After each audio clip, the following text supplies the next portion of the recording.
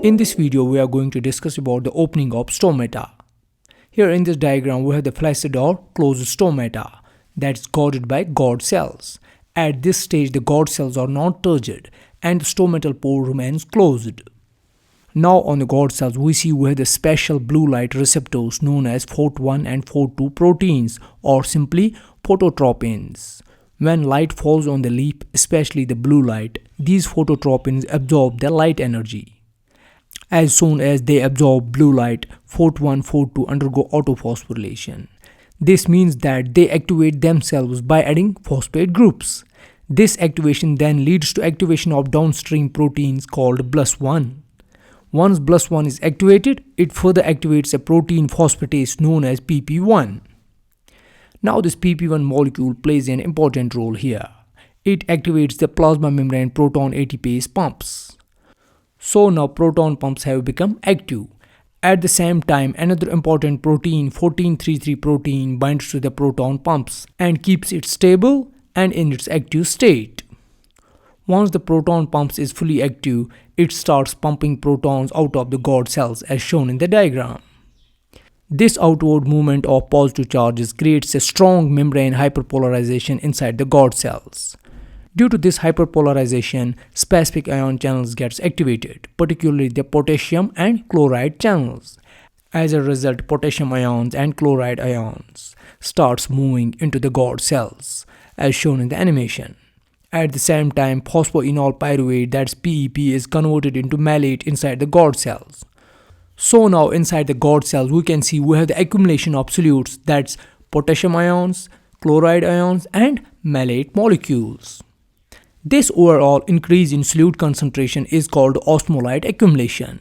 So we can see more solute inside the guard cells means less water potential. Because of this high solute concentration, water enters the guard cells by osmosis through aquaporins as shown in the animation.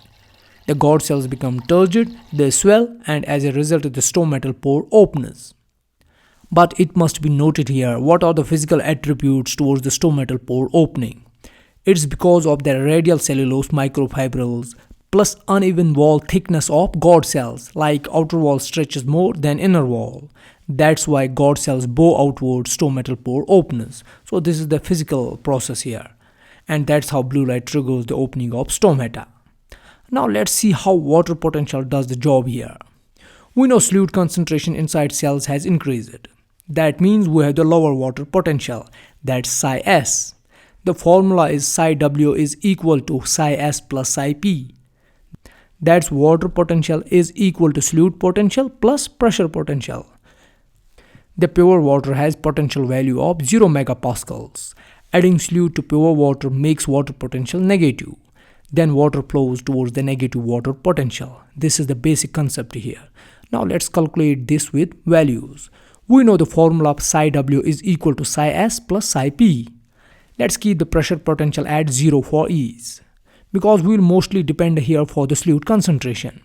And the psi s is equal to negative ICRT, where I is ionization constant, C is molar concentration, R is constant, that is 0.0831, and T is temperature measured in kelvins.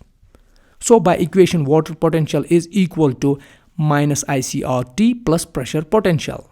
But we will neglect the pressure potential here because we have kept it 0. So putting values of ICRT, let's say solute concentration has reached to about 0.22 inside guard cells, or is constant, that's 0.083, and let's say temperature is equal to 24 degrees Celsius, which is equal to 297 Kelvin.